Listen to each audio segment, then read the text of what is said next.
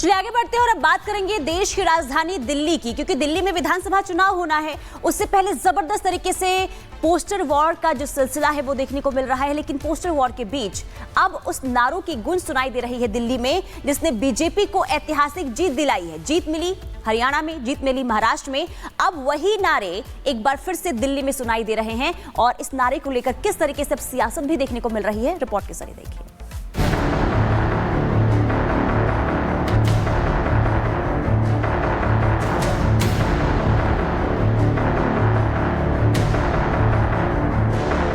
दिल्ली में सियासी लड़ाई रोहिंग्या से शुरू हुई थी। घुसपैठ के मुद्दे पर दोनों ओर से जमकर बयानबाजी हुई, लेकिन अब बीजेपी ने आम आदमी पार्टी को घेरने के लिए एक और नारा दे दिया है। ये नारा भले ही बीते 2 चुनाव में इस्तेमाल हो चुका है, लेकिन इस नारे ने ऐतिहासिक जीत भी दिलाई। जी हाँ, बटोगे तो कटोगे। दिल्ली में विधानसभा चुनाव नजदीक है। हालांकि तारीखों का ऐलान अभी नहीं हुआ है, लेकिन सियासत जोरदार है। इसी कड़ी में आपको बता दें कि जहां एक तरफ पोस्टर वार बीजेपी वर्सेज आम आदमी पार्टी चल रहा है, तो दूसरी तरफ आपको बता दें राजेंद्र नगर में एक नारे की एंट्री हो गई है, ना बटेंगे ना कटेंगे। दिल्ली में शुक्रवार को यह पोस्टर अचानक सुर्खियों में आ गया। पोस्टर दिल्ली में लगा। पोस्टर में यूपी के सीएम योगी आदित्यनाथ दिखाई दे रहे हैं, साथ ही बीजेपी नेता आरपी सिंह भी दिख रहे हैं। लाइन लिखी है, इस बार ना बटेंगे ना कटेंगे। मतलब तय हो चुका है, दिल्ली में भी ना बटेंगे ना कटेंगे और बीजेपी इसी स्लोगन पर पूरा चुनाव लड़ेगी। जहां पर इस पोस्टर में आप देखेंगे, इस बार ना बटेंगे ना कटेंगे के साथ बीजेपी के राष्ट्रीय प्रवक्ता आरपी सिंह और साथ में उत्तर प्रदेश के मुख्यमंत्री योगी आदित्यनाथ आपको दिखाई देंगे। नारे की शुरुआत हो चुकी है और दिल्ली में इसकी एंट्री हो चुकी है, लेकिन देखना यह होगा कि इस बार दिल्ली की जनता क्या कुछ कहती है। पहले हरियाणा विधानसभा चुनाव, फिर महाराष्ट्र विधानसभा में नारे की गूंज सुनाई दी। नारा हिट हुआ और नतीजा ये हुआ कि एनडीए ने न सिर्फ जीत हासिल की, बल्कि बम्पर जीत के साथ सरकार भी बनाई। अब वैसी ही जमीन दिल्ली में भी तैयार होने लगी है। चुनाव की तारीखों का ऐलान तो नहीं हुआ है, लेकिन बीजेपी ने साफ कर दिया है, दिल्ली में भी वही लाइन आगे बढ़ाएगी, न बटेंगे न कटेंगे। यूपी के सीएम योगी आदित्यनाथ की इन 2 लाइनों के साथ पीएम मोदी ने एक रहेंगे सेफ रहेंगे वाला फॉर्मूला दिया। इससे पहले पीएम मोदी ने शुक्रवार को अशोक विहार की झुग्गी बस्तियों में रहने वाले 1675 परिवारों को स्वाभिमान फ्लैट्स की चाबी सौंपी, तो आम आदमी पार्टी पर अपने चुनावी तर्कश से तीर छोड़ना शुरू कर दिया। सबसे पहले तीर था शीश महल। जिस शीश महल को लेकर अरविंद केजरीवाल पर कई आरोप लगे, उस पर मोदी ने बिना नाम लिए हमला बोला। मोदी ने कभी अपने लिए घर नहीं बनाया, लेकिन बीते 10 वर्षों में 4 करोड़ से अधिक गरीबों के घर उनका सपना पूरा किया है।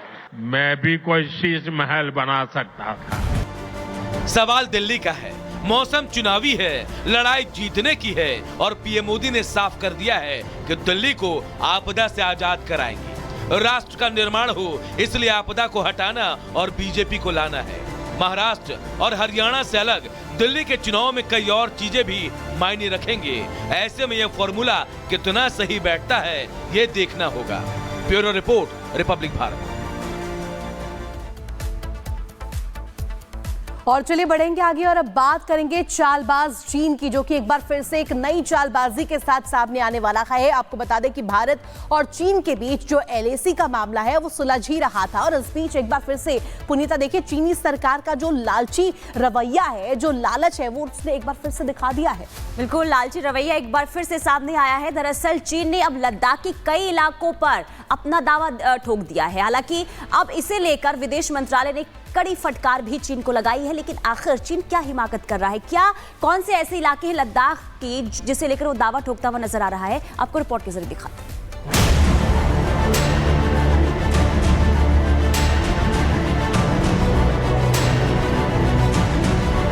भारत और चीन के बीच एक बार फिर तनाव के हालात हैं और ऐसा चीन की हरकत ने कर दिया है।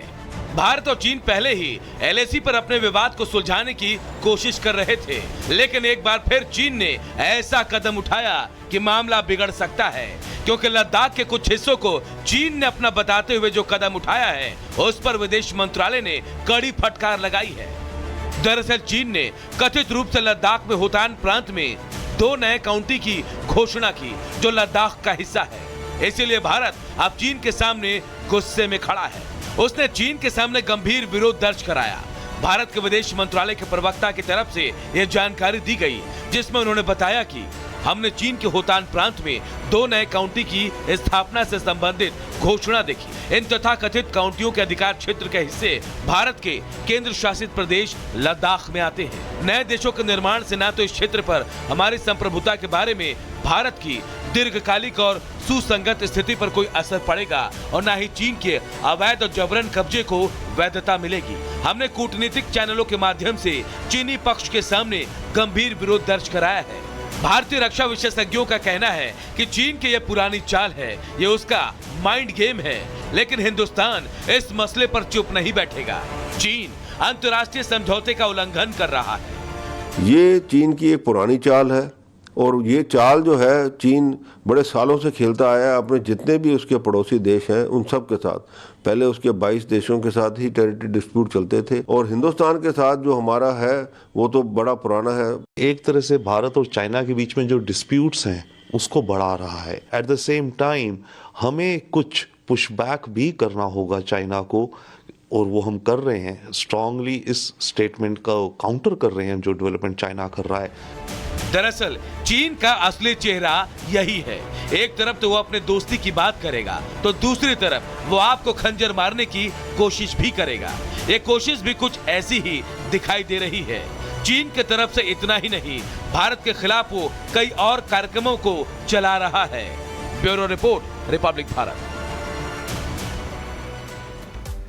तो नई चालबाजी के साथ चीन आगे तो आया, लेकिन अब भारत के विदेश मंत्रालय कड़ी ने फटकार लगाते हुए उसकी जो प्लान है उसे नेस्तनाबूद कर दिया है। अब आपको बता देते कुछ डिटेल्स। आखिर दुनिया का सबसे बड़ा जो बांध है उस पर क्यों दावा ठोक रहा है चीन, और चीन की जो तैयारी है वो क्या है। यालुंग सांगपो नदी ब्रह्मपुत्र 2900 किलोमीटर की दूरी है। इसके अलावा तिब्बत के पठार में भी सांगपो 2057 किलोमीटर की जो दूरी है, इस पर भी दावा ठोकता हुआ चीन नजर आ रहा है। अरुणाचल से भारत में प्रवेश करने की कोशिश, भारत से बांग्लादेश में प्रवेश की कोशिश, इसके अलावा बंगाल की खाड़ी में भी समाती है। ये बता दें आपको, यालुंग सांगपो पर पहले से कई बांध है और इसी पर नजर दरअसल चीन की है, चालबाज चीन की है। मेडांग काउंटी बांध जो कि 7000 मेगावाट सालाना 300 अरब यूनिट बिजली देता है, इस पर भी नजर है। 30 करोड़ लोगों की सालाना जरूरत पूरी करता है। ये जो भरपूर जो यहाँ पर मेगावाट्स की बिजली है ये देता हुआ नजर आता है। 3 जॉर्ज डैम से तिगुनी क्षमता है। 137 अरब डॉलर की संभावित लागत इसमें लगी हुई है। इसके साथ साथ आपको बता दें, इस तैयारी में जो चीन है वो लगातार आगे बढ़ता हुआ नजर आ रहा था। चालबाज चीन जो है लगातार कोशिश कर रहा था कि किस तरीके से यहाँ पर ये जो समझौता हुआ है इसे उल्लंघन करते हुए आगे चीन लगातार इस तरीके से आगे बढ़ता हुआ नजर आ रहा था। पुनीता का रुख करते हैं अगली खबर के लिए। चलिए आगे बढ़ते हैं और बात करेंगे तालिबान और पाकिस्तान के बीच शुरू हुई जंग की। दरअसल तालिबान और पाकिस्तान के बीच हालात दिन पर दिन खराब होते जा रहे हैं। शुरुआत पाकिस्तान ने की थी और खत्म तालिबान पाकिस्तान पर कब्जे के साथ करना चाहता है। तभी तो तालिबान ने एक एक करके पाकिस्तान की कई चौकियों पर कब्जा कर लिया है। तो वहीं अपनी हरकत से मजबूर पाकिस्तान तालिबान पर रात के अंधेरे पर लगातार हमले भी कर रहा है। रिपोर्ट देखिए।